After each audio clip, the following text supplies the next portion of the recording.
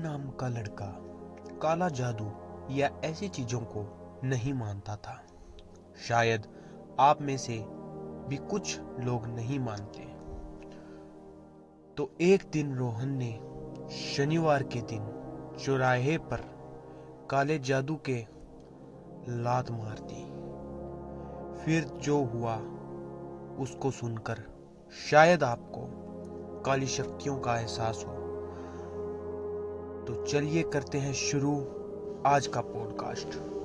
Hello दोस्तों, Saturday night podcast में आपका स्वागत है। तो मैं आपका दोस्त जतिन सिहाग आपको सुनाऊंगा एक खौफनाक किस्सा जो कि अपने सब्सक्राइबर ने हमसे शेयर किया।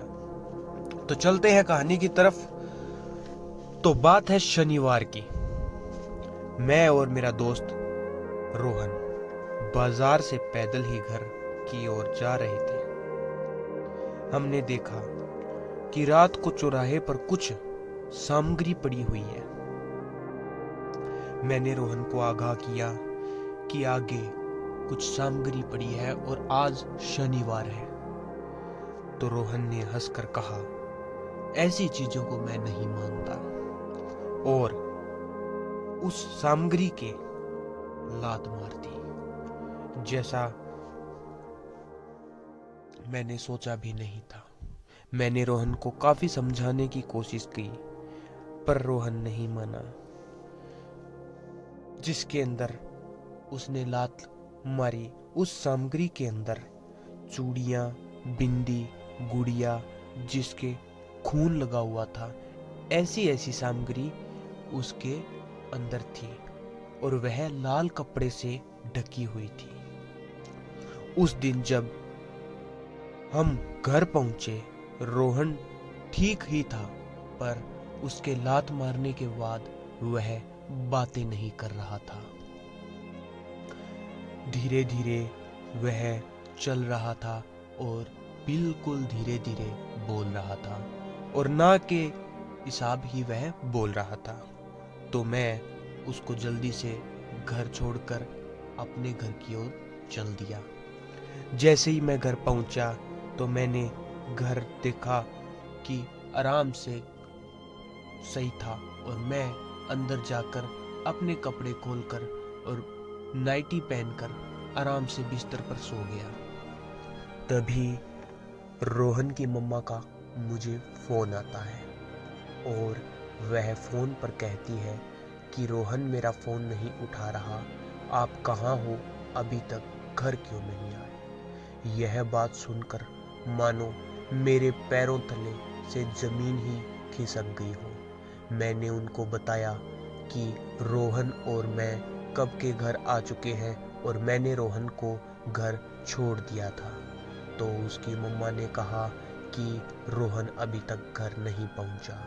तो यह सुनकर मेरे रोंगटे खड़े हो गए। मैंने उनकी मम्मा को कहा कि मैं घर पर आ गया और रोहन को घर पर छोड़ा था, और उसकी मम्मा ने कहा कि बेटा तुम भी यहाँ आ जाओ ताकि हम रोहन को ढूंढते हैं। तो यह सुनकर मैं रोहन के घर चला जाता हूँ। एक बात आपको बता देता हूँ कि रोहन के पापा नहीं थे। तो मैं और आंटी जी रोहन को ढूंढने लगते हैं। ढूंढते ढूंढते हम उसी चौराहे पर जा पहुँचे जहाँ रोहन ने सामग्री के लात मारी थी। रोहन वहीं पर बैठा था। यह देख मेरे को सारी बात समझ आ जाती है कि रोहन क्यों घर नहीं गया और यहाँ क्यों बैठा है। पर आंटी जी को कुछ नहीं पता था। तो आंटी जी को मैं रोहन की सारी बात जो हमारे साथ बीती थी वो बता देता हूँ। तभी मुझे ख्याल आता है कि हमारे से थोड़ी दूर एक मंदिर है जिसके अंदर एक अघोरी बाबा बैठते हैं। मैं जल्दी से रोहन को वहां से उठाने लगता हूँ, पर पता नहीं रोहन क्यों वहां से नहीं जाना चाहता था। वह उस गुड़िया को हाथ में लिए वहां पता नहीं क्या मंत्र से पढ़ रहा था। यह देख मुझे बहुत ज़्यादा डर लगता है और मैं जल्दी जल्दी रोहन को वहाँ से ले जाने की कोशिश करता हूँ। और यह बात सुनकर रोहन की मम्मा भी रोहन को जल्दी जल्दी वहाँ से ले जाने की कोशिश करते हैं। हम दोनों रोहन को उठाते हैं और जल्दी जल्दी उस मंदिर के अंदर ले जाने की कोशिश करते हैं। मंदिर उस चौराहे से थोड़ी ही दूर था, लगभग 3-4 मिनट की दूरी पर। तो हम जल्दी जल्दी रोहन को उस मंदिर में लेके जाते हैं तो वहाँ अघोरी बाबा बैठे हुए थे। मैं यह सारी बात जाकर अघोरी बाबा से करता हूँ कि अघोरी बाबा समझ जाते हैं कि रोहन के क्या हुआ है। अघोरी बाबा कुछ मंत्र से पढ़ते हैं और थोड़े चावल के दाने रोहन पर गिरा देते हैं और गंगा जल गिरा देते हैं, जिससे रोहन वापस ठीक हो जाता है। जैसे ही रोहन ठीक होता है वह पूछता है कि मैं यहाँ कैसे आया। तो हम उसको सारी बात बताते हैं। तो रोहन कहता है कि जब मैंने वहाँ उस सामग्री के लात मारी उसके बाद में मुझे कुछ नहीं याद कि मेरे साथ क्या हुआ था, पर मुझे इतना याद है कि एक लड़की जो कि बहुत भयानक चेहरे की है और वो मुझे घूरे जा रही है। उसके मुंह पे खून लगा हुआ है और बड़ी बड़ी लाल आंखें हैं, बाल सारे इधर उधर हो रखे हैं और वाइट कपड़ों में बिना चप्पलों के वह उसी चौराहे पर मेरे सामने खड़ी है।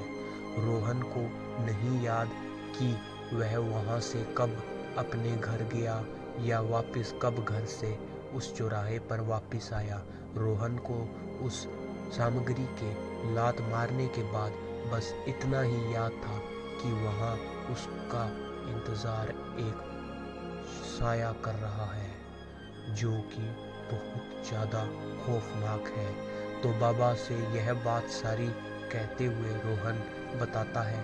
तो बाबा कहते हैं जैसे सामग्री चौराहे पर पड़ी होती है और अपने उसके लात मारते हैं तो कई बार उसके अंदर जो गुड़िया होती है उसके अंदर प्रेत होता है या आत्मा होती है।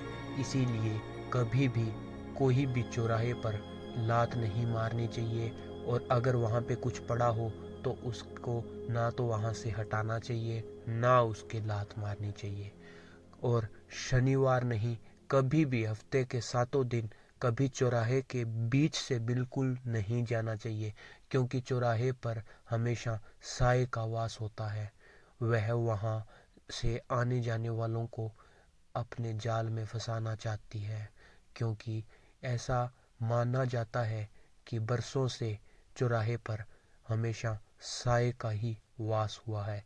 यह सुनकर रोहन आइंदा कभी भी कोई भी चौराहे पर सामग्री के कभी भी लात नहीं मारी और चौराहे से कभी नहीं निकला। वह हमेशा साइड से निकलता। ऐसी ही हम कहानी लेके आते हैं, जैसे कि ये हमारे सब्सक्राइबर समीर ने हमें इंस्टाग्राम के थ्रू साझी की और हमने आपको सुनाई। मिलते हैं इसी के साथ एक और नई कहानी के साथ आएंगे अगली वीडियो में। तब तक के लिए लेना चाहता हूँ अलविदा। जल्द मिलते हैं एक और नई कहानी के साथ। जब तक आप भी सतर्क रहें और काली शक्तियों से दूर रहें।